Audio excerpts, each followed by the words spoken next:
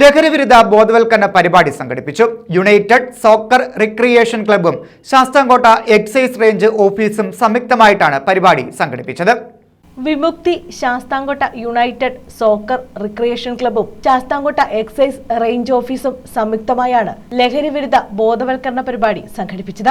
ജീവിതം തന്നെ ലഹരി എന്ന സന്ദേശമുയർത്തിയായിരുന്നു പരിപാടി. ശാസ്താംകോട്ട എക്സൈസ് CI സജീവ് ഉദ്ഘാടനം നിർവഹിച്ചു. മിഷൻ തന്നെയാണ് ബഹുമാനപ്പെട്ട കേരള സർക്കാർ വിമുക്തി ബോധവൽക്കരണ പ്രവർത്തനങ്ങൾക്കും മദ്യം മയക്കുമരുന്നുകൾക്കെതിരെയുള്ള പ്രവർത്തനങ്ങൾ ശക്തിപ്പെടുത്തുന്നതിനും വേണ്ടി ആവിഷ്കരിച്ചു വരുന്നത്.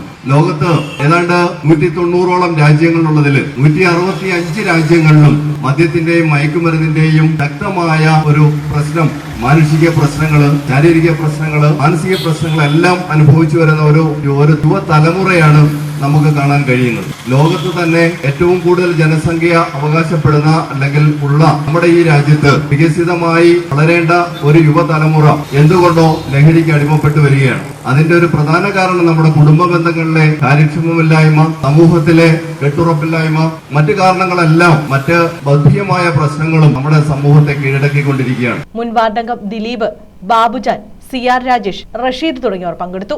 ഈ 20 രൂപീകരിച്ചതിന് ശേഷം നിരവധി തവണ പല ജീവകാരുണ്യ പ്രവർത്തനങ്ങളും ഈ ക്ലബ്ബ് നടത്തിയിട്ടുണ്ട്. ശാസ്താംകോട്ട താലൂക്ക് ഹോസ്പിറ്റലിലെ ആഹാര വിതരണം ഉൾപ്പെടെ സാന്ത്വനം പരിപാടിയായിട്ട് ബന്ധപ്പെട്ട് നിർധനരായ ക്യാൻസർ രോഗികൾക്കുള്ള ധനസഹായ വിതരണം, വിദ്യാർത്ഥികൾക്ക് പഠന സഹായങ്ങൾ നൽകുക, അങ്ങനെ മറ്റൊരുപാട് ധാരാളം പറഞ്ഞാൽ തീരത്തത്ര പരിപാടികൾ കഴിഞ്ഞ 2-3 വർഷമായി ഈ ക്ലബ്ബ് ഏറ്റെടുത്ത് നടത്തുന്നുണ്ട്. ഇതോടനുബന്ധിച്ച് വിലാപങ്ങൾക്ക് വിട എന്ന പാവനാടകവും നടത്തി.